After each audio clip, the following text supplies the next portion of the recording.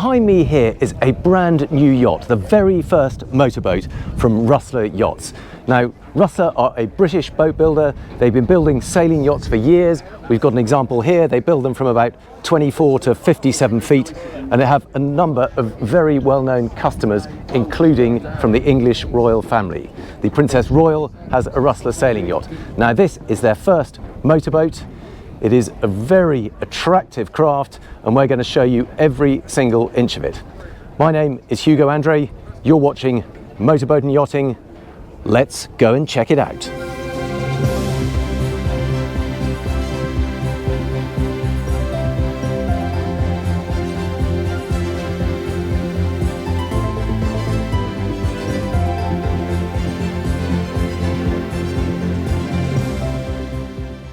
Let's just take a moment to admire her lines. Now, she was designed by Tony Castro, very well-known designer of boats of all sizes and type, right up to super yachts. And he's done a very elegant job of a classic gentleman's motor launch. Now, you can see it is a hardtop design, low profile, and lots of lovely detailing. So let's go and take a closer look.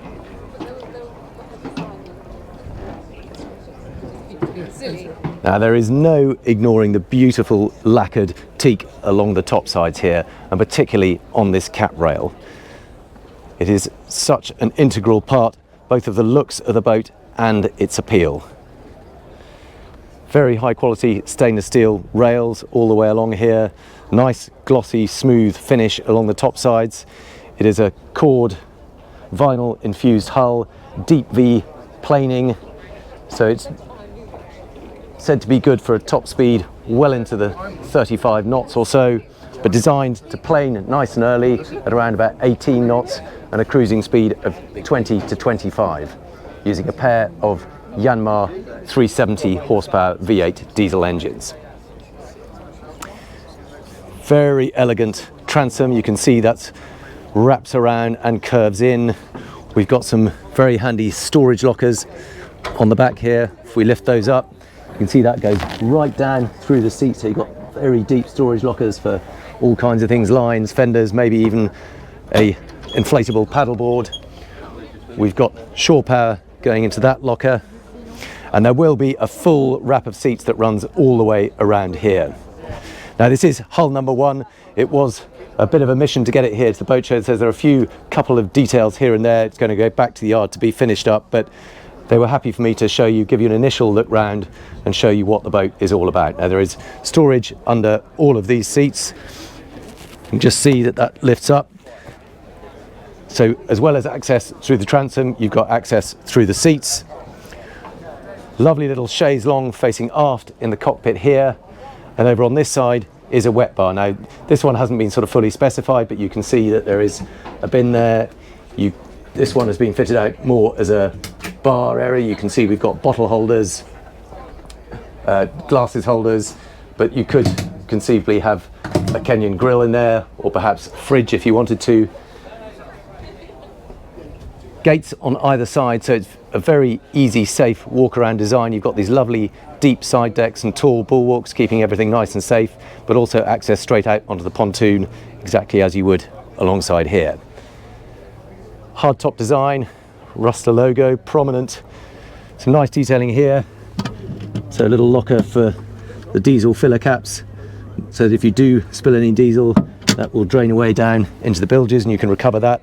Lovely stainless steel air inlets. We've got these beautiful pop-up cleats. I'll show you one of these in more detail, but there are 4 of them along each side. So very much one eye on the practical, seaworthy design rather than just lifestyle.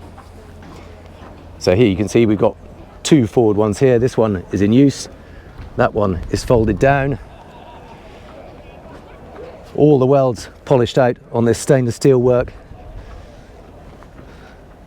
A lovely Yanmar Delta anchor, stainless steel too.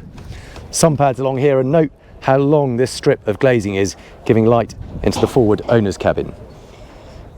Concealed anchor locker. A quick peek in there. You can see, so it runs out. It's a through hull anchor system, plenty of space for chain and fenders and so on. Now, the owner of this boat specifically wanted this non-slip surface. You can, of course, have that decked out in teak or S-Tech or whatever your choice.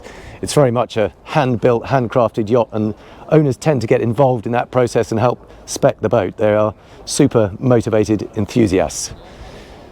Step back down towards the cockpit. Hi there. Yeah, you're right. Another gate on this side.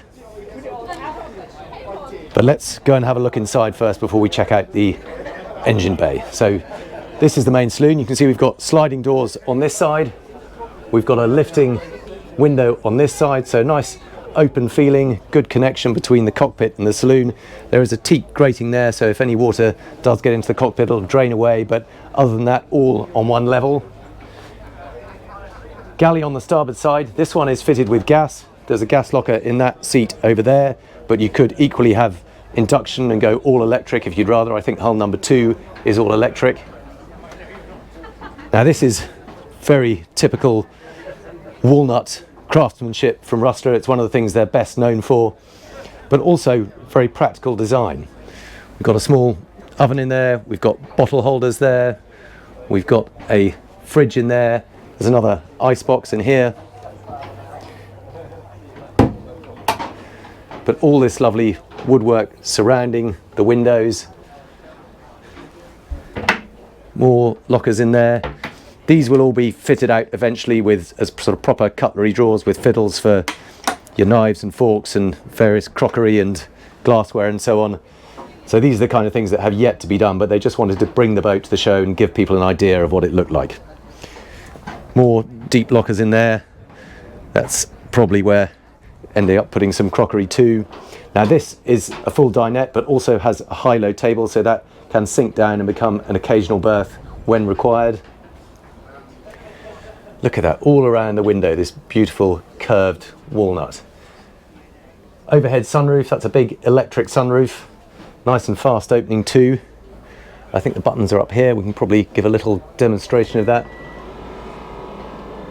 So very quick, no hanging around for that to close up. And as well as that overhead sunroof, you have got a manual door right next to the helm station. It's always nice to be able to lean out the side if you want to check out how close you are to the pontoon, or indeed step out and help with lines and fenders. Now, quite a tall helm station. We've got a tilt adjustable wheel here, throttles on a little plinth, perfect for driving. If I'm stood here, this is my eye line. Get a great view out. There's no central mullion in the screen, so this is a single piece moulded glass screen. And when you have got a mullion, at least it's a very pretty curved walnut one. Twin Simrad touchscreens, very nice, clean, simple design. Got a bow and stern thruster to help you with berthing. It is a straight shaft design, so should be fairly easy to control anyway, but with bow and stern thrusters, there really is no excuse for getting it wrong. Another opening side window over here. They kept it simple, just going for a manual sliding window. Probably a good idea, far better than having something fancy and electric, but then ends up letting you down. And then that's the view out through into the cockpit. But let's turn around, drop down and have a look at the accommodation deck. Now that will be a hinged locker, it's just a perspex locker, but they haven't fitted the hinges to that as yet. This one here is a skylight that lets light down into the cabin below. Grab rails on both sides to help you down the steps. Bit of a drop down. Then forward into the owner's cabin. And here you can see the effect of those triple overhead skylights. Lets in plenty of natural light, which along with that nice warm walnut gives a really lovely effect. Decent size hull windows along both sides and lots of that crafted woodwork. Nice little finishing details, a little stainless steel rail so you can pop phones or spectacles up there. We've got plugs up by the bed head as well as switches for the lights. The bed does taper a little bit down the side, but this isn't a huge super yacht, it's a 41-foot boat. We've got lockers, storage in there. Another deep storage locker there. Some drawers under the bed. 4 of these, so plenty of good storage opportunities. And then as we come back out and swing around to the port side, we've got another guest cabin under here. Now this can convert from a double to singles. We've got it in double mode here. Now there's limited clearance over the foot end of the bed, but quite decent sitting space, or certainly you can sit up in bed and read here. And nice to see a hull window along there, a couple of reading lights, spin around. So got full standing headroom by the door. There is that skylight overhead, and good to see that we've got hanging locker here too. Might just need to close this door to get access to it, but again, good hanging locker with an automatic light behind there. Now none of these are en suite, but there is of course a shared bathroom on this side. Open that up, we can have a look in here. Good standing headroom here too. Look at that, we've got at least, I would say, 6'5", possibly 6 there. Another hull window there. Nicely finished, clean design. Looks like a Korean top. Slightly see-through, I don't know if that's painted glass or some such, but a slightly opaque finished glass. Storage behind, and a good size separate shower compartment with a draining floor, teak seat, and rather handily access to a little technical space under here. And this is something they've brought across from their sailing boats. Rather than having all the sensitive electronics down in the engine bay, they've located it all in a separate technical space that keeps things nice and dry and well away from all those hot engines. Perspex screen that closes across it, so it is a proper bathroom with a separate shower compartment rather than a wet room. Right, let's go and have a look at the engineering space, because this again is a very traditional design. We've got a couple of big diesel engines. I'm just going to roll this carpet back.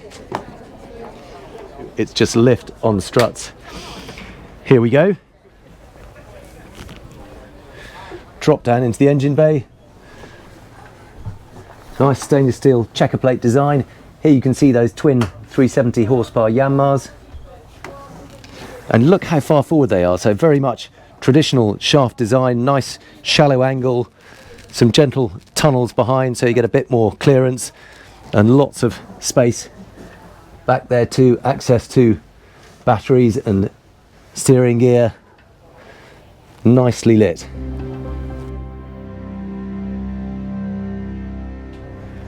Couple of quick stats then about the Rustler 41. So it has a fuel tank of 1200 litres.